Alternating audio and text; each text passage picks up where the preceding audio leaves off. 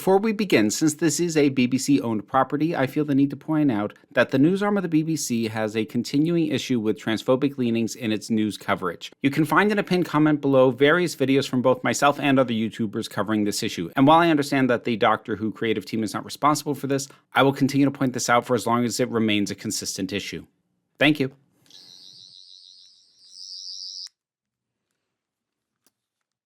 So much for that flat team structure.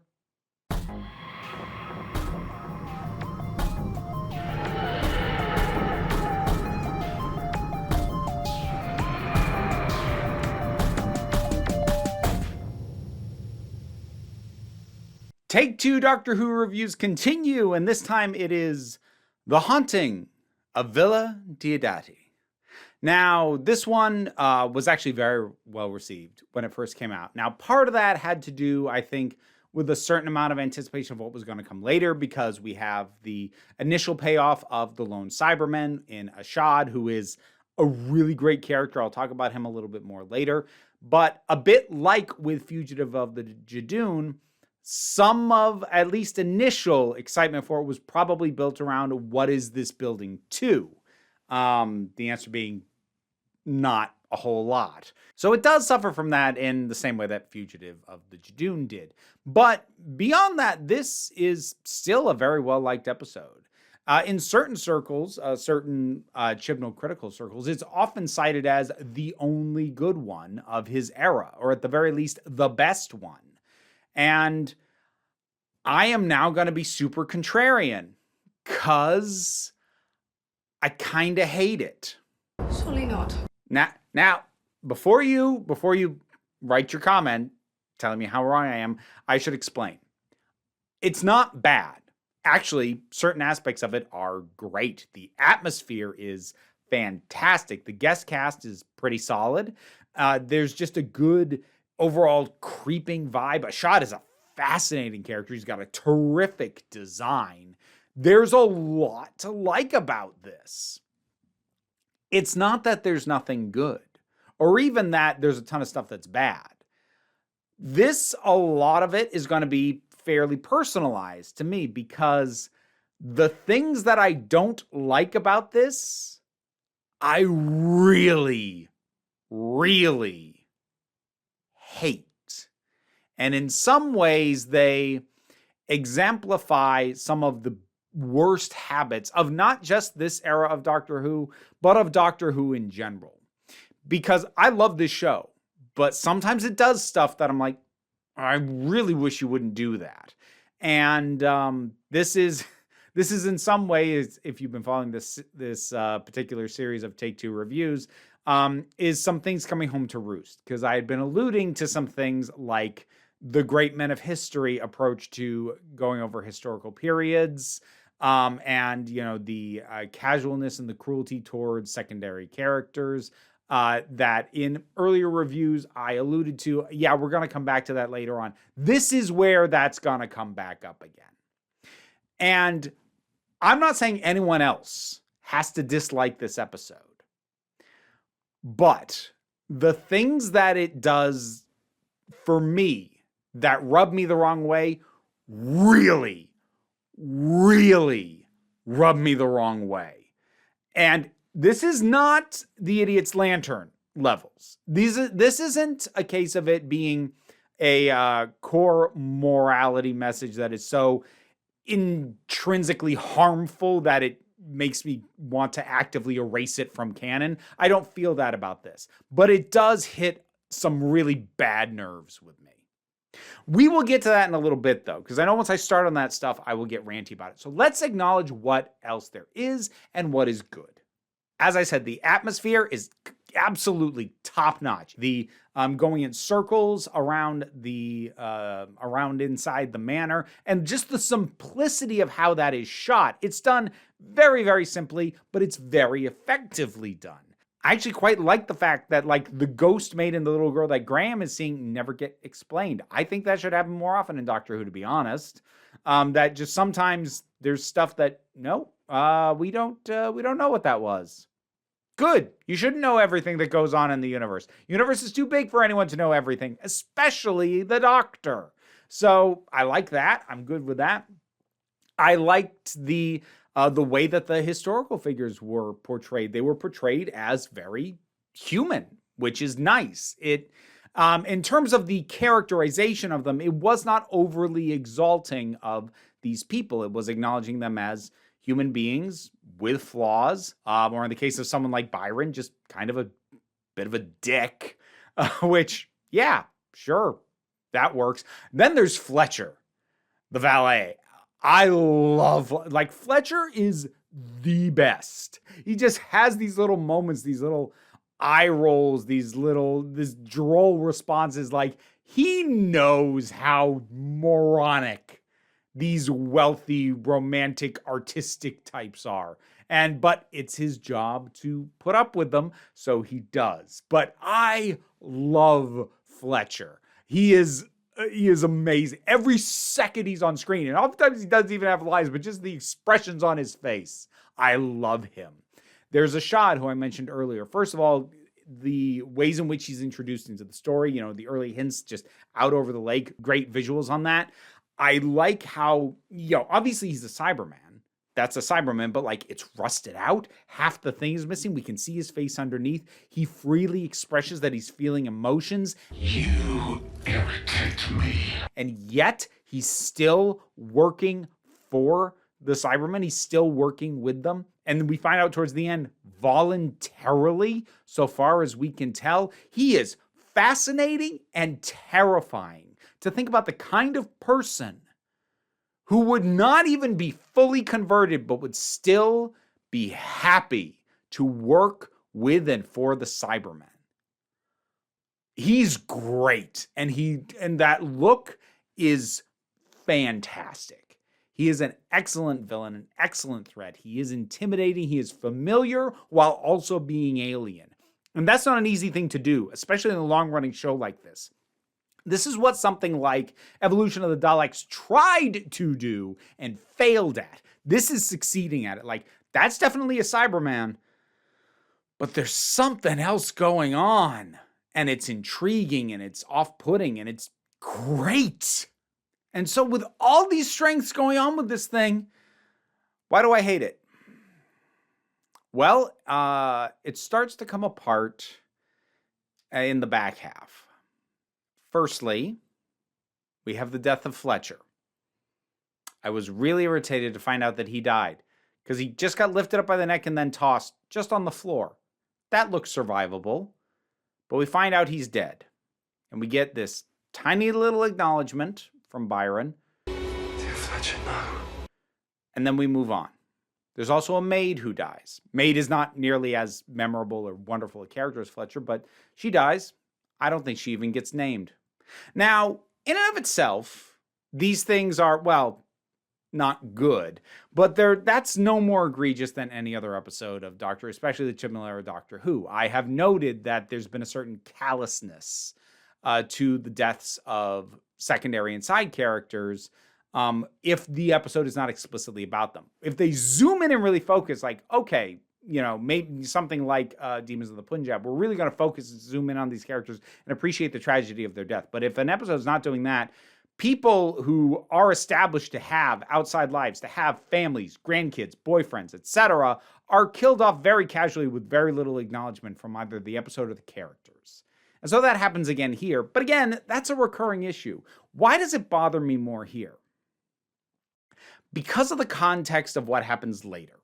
When they finally find Percy Shelley, who has the Cyberium inside of himself and is trying to hold off the lone Cyberman.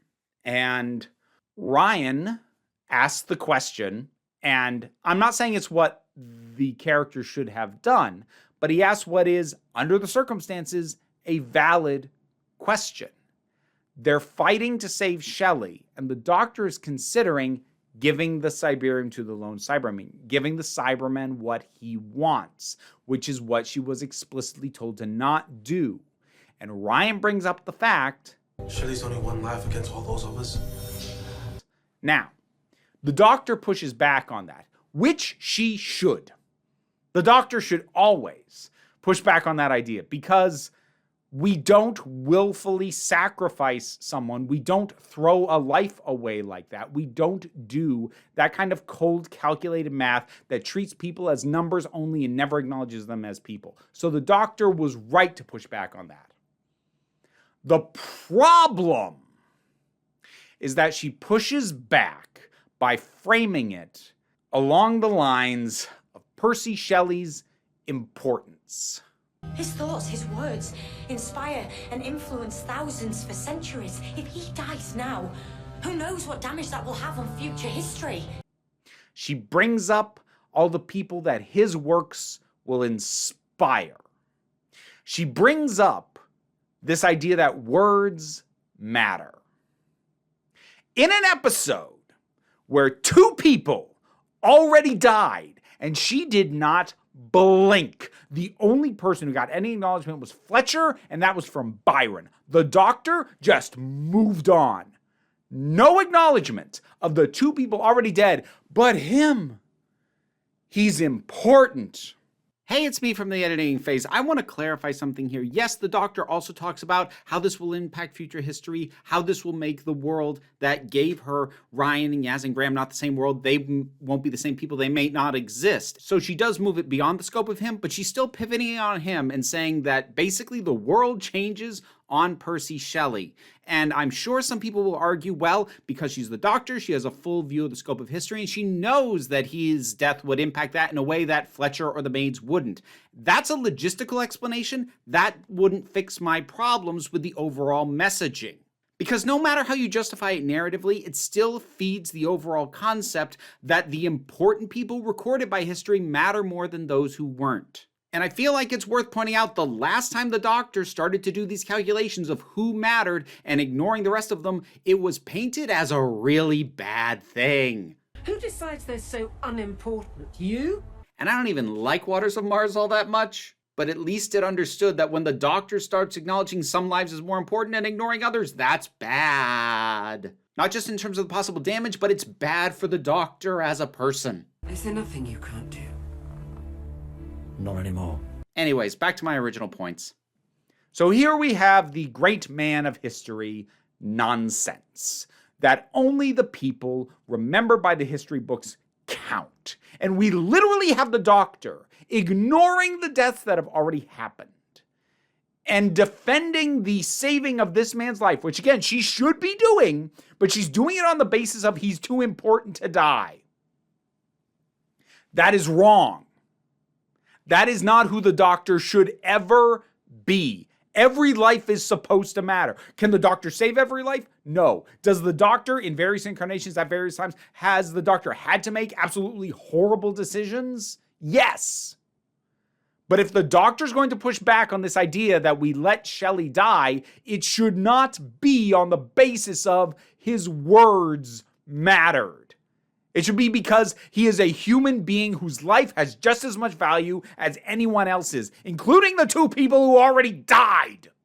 And then there's just the use of the term words matter. Look, this is, as someone who is themselves a writer, I hate the tendency of writers to exalt the importance of poets, writers, and storytellers.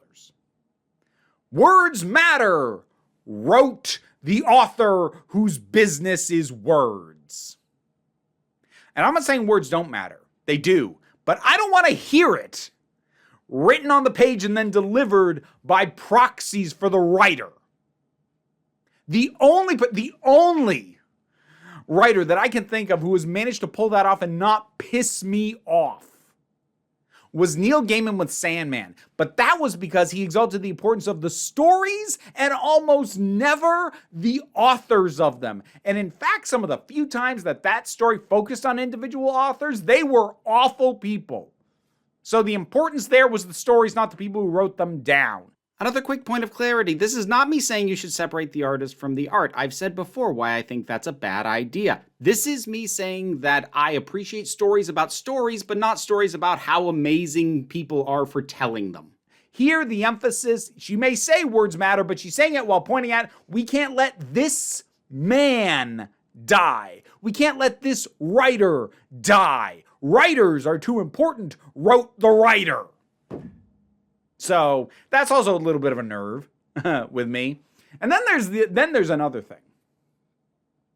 I hate that this episode implies even slightly that Mary Shelley was inspired to write Frankenstein because of the events of this.